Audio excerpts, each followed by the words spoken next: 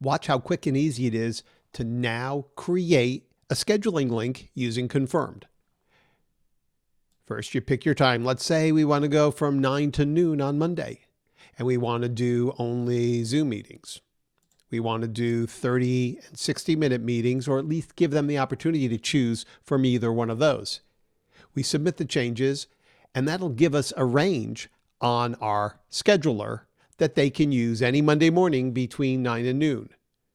But we know we've got to go elsewhere. It's not only Monday mornings that we take meetings. So let's just click this icon here that says copy time range to next day.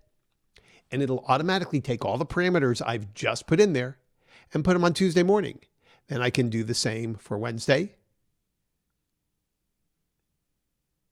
Then take Wednesday and move it to Thursday. Or I should say copy it to Thursday. And from Thursday to Friday.